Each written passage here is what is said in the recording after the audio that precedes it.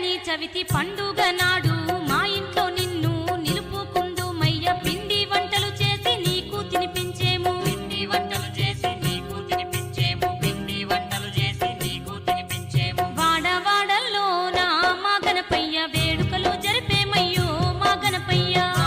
ఏటేట నీ చవితి పండుగ